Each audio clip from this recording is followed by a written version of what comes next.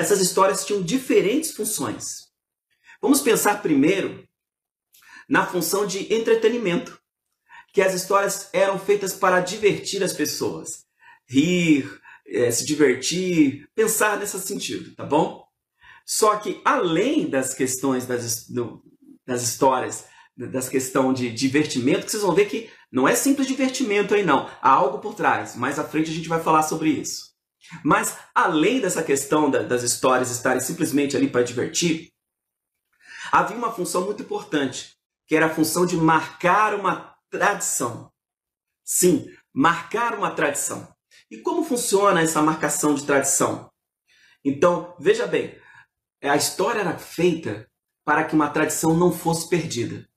Então aquela história era contada e dentro dela havia um costume, algo que o povo deveria repetir, de geração em geração, e não poderia se perder.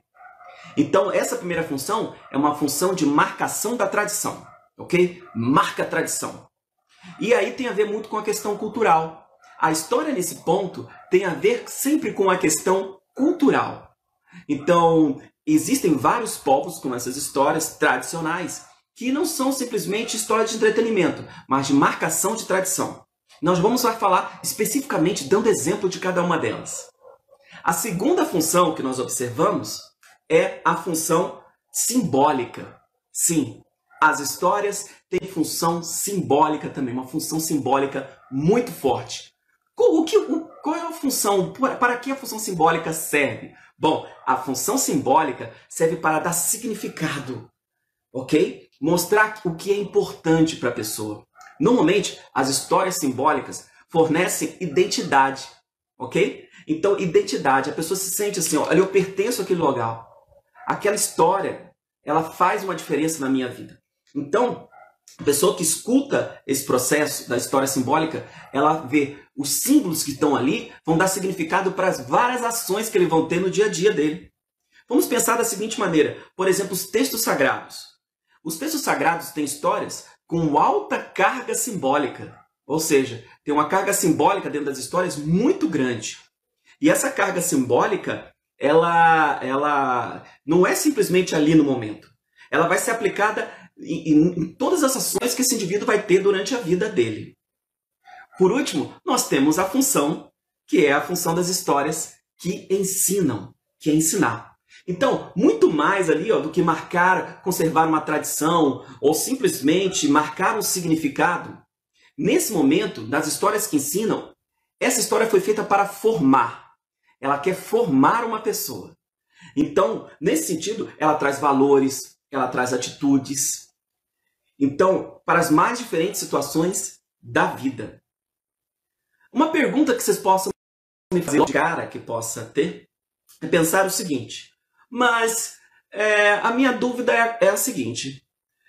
Dá para misturar essas funções? Por exemplo, uma história que tem uma função tradicional para marcar uma tradição, uma história que tem uma função simbólica e uma história que tem uma função de ensinar. Dá para misturar essas histórias diferentes nesse processo?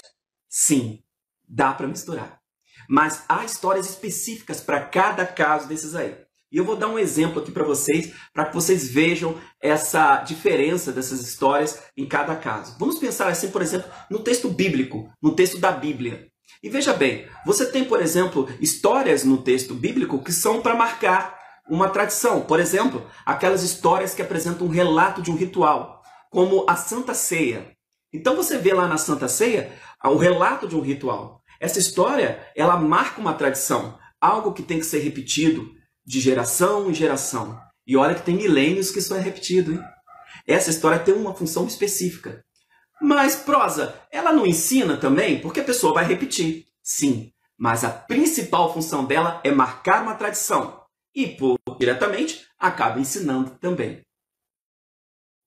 Aquelas histórias cheias de símbolo que tem na Bíblia, como, por exemplo, esse é o Cordeiro de Deus que tira os pecados do mundo.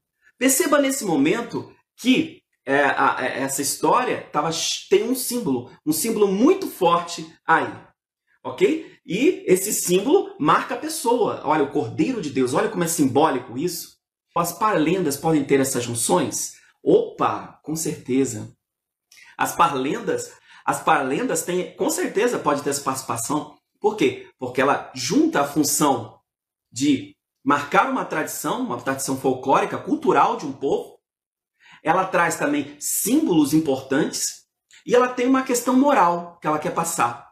E essa questão moral, ela quer ensinar algo para as pessoas a respeito daquela cultura. E eu vou dando exemplo, voltando àquele nosso exemplo lá da Bíblia, nós temos, por exemplo, as histórias que ensinam as parábolas. As parábolas são textos dentro da Bíblia que foram feitos para ensinar. Então veja, dentro de uma mesma obra, você tem histórias que são marcação de tradição, histórias que são simbólicas e histórias que são que ensinam, histórias didáticas.